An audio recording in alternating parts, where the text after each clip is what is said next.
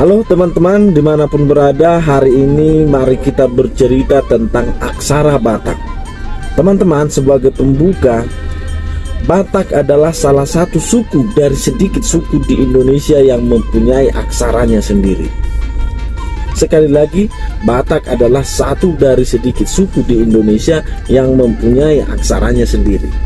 Kepemilikan aksara ini membuktikan bahwasanya dulunya leluhur orang Batak atau nenek moyang orang Batak adalah orang yang literat, orang yang cerdas. Tidak banyak suku di Indonesia yang memiliki aksaranya sendiri. Jadi dari situ kita dapat membuktikan bahwasanya nenek moyang orang Batak, leluhur orang Batak dulunya adalah orang yang sangat cerdas. Nah, aksara Batak ini berbeda, unik, berbeda dengan aksara Latin. Yang aksara Latin adalah berhuruf A, B, C, D, E.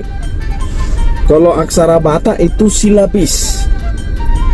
Silabis artinya langsung satu suku kata. Ahamanarata.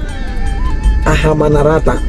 Kalau di huruf Latin, H itu diucapkan dengan huruf H aja. Ma, ahama, ma di huruf Latin M, tapi di kita ma. Oke, silabis kalau aksara Batak. Nah, kita tentu bertanya-tanya sejak kapan adanya aksara Batak ini. Sejak kapan? Kita bisa melihat dongeng. Pada kita disajikan sebuah dongeng. Ada seorang bernama Mangarapitu. Mangarapitu ini orang yang unik. Dia pelupa, suka lupa, sering lupa tepatnya. Suatu saat ayahnya bertanya, "Mangarapitu, gimana kau buat pahat?" Bahasa Batak pahat adalah tuhil. Mangarapitu mencari-cari alasan. Sudah sering dia mencari-cari alasan. Kali ini ayahnya marah betul. Ibunya juga marah. Saking marahnya, Mangarapitu pun diusir. Mangarapitu terusir dari rumahnya. Itulah puncak kemarahan dari orang tuanya, karena selalu sering lupa menyimpan segala sesuatu. Mangarapitu pergi. Dia sudah terusir dari rumahnya. Dia pergi ke sebuah hutan. Di sebuah hutan dia bertemu orang yang sakti. Orang sakti ini barangkali adalah seorang yang bermeditasi dan sebagainya. Orang sakti itu mengancam, "Aku akan membunuhmu." Mangarapitu tidak takut. Dia pasrah. Ternyata ketika kita pasrah, kita sudah tidak lagi takut. Aku adalah orang yang kosong, yang tidak mempunyai apa-apa. Aku pasrah. Lebih baik aku mati. Kira-kira begitulah ucapan dari Mangarapitu. Orang sakti itu secara mengejutkan akhirnya iba sekali kepada Mangarapitu. Lalu orang sakti itu melatih Mangarapitu, mengisi segala kekosongan yang ada pada Mangarapitu. Kini Mangarapitu tidak lagi orang yang benar-benar kosong. Dia sudah berisi. Barangkali dia sudah tidak berlupa lagi. Lalu mereka pun berpisah lagi. Mangarapitu tetap berjalan. Di sebuah hutan dia bertemu dengan sosok gaib. Sosok yang benar-benar gaib. Sosok gaib itu memberi ancaman juga. "Aku akan membunuhmu." Mangarapitu lagi-lagi bersikap pasrah. "Aku bukan siapa-siapa. Aku adalah orang kosong. Maka jika kau membunuhku, aku siap saja." Sosok gaib itu kasihan. Dia lalu mengisi kekosongan dari si Mangarapitu. Kini Mangarapitu benar-benar tidak lagi kosong. Dia sudah punya bekal ilmu dari sosok gaib, juga dari orang yang bermeditasi tadi. Dia sudah mempunyai banyak ilmu. Mangarapitu tetap berjalan berkelana. Lalu di sebuah danau dia melihat bidadari sedang mandi. Bidadari itu terkejut karena ada seorang manusia yang melihatnya. Nah, bidadari itu langsung pergi terbang, tetapi Manga Rapi itu mengejar dan dia menangkap seorang bidadari dan dia pun dibawa.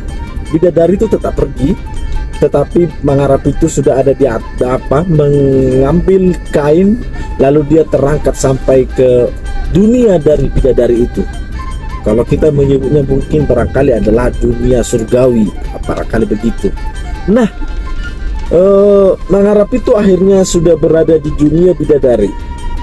Di sana, di dunia bidadari, Manga Rapi itu juga merasa kosong. Lalu pemilik dunia bidadari, raja di sana, mengajari Manga Rapi itu. Artinya dari dongeng itu kita bisa mencari banyak hal. Dari raja, yaitu orang yang meditasi tadi, dari sosok gaib, barangkali itu adalah jiwa kita yang tidak kita pernah dengar selama ini. Lalu dari pemilik sang alam, sang Khalik, yaitu pemilik bidadari tadi, dari situlah Manga Rapi itu belajar. Hingga kemudian dia turun ke bumi. Dia mencatat segala pembelajaran di kayu-kayu, di tulang belulang, segala pengetahuan itu dia catat di sana. Pengetahuan itu adalah sesuatu yang sangat istimewa, tidak sembarang orang yang bisa mencatatkannya. Manga Rapi itu pun mencatatkannya di tulang belulang, di buku lakla. Itulah sejarah, itulah dongeng dari aksara Batak. Itulah dongeng sedikit tidak masuk akal, tetapi itu adalah sebuah cerita, sebuah perumpamaan bahwasanya dari sanalah dulunya asal usul aksara Batak. Aksara Batak ini adalah sebuah kecerdasan yang kita miliki. Dulu kita barangkali seperti orang Cina mempunyai banyak resep yang dituliskan di aksara Batak, dituliskan di buku lakla, dituliskan di buku pustaha. Namun buku pustaha itu kini hilang, entah kemana, buku dicuri. Hingga kemudian segala pengetahuan itu kita lupakan, tidak kita ingat lagi. Kita menjadi Manga Rapi itu yang modern saat ini karena tidak mengingat.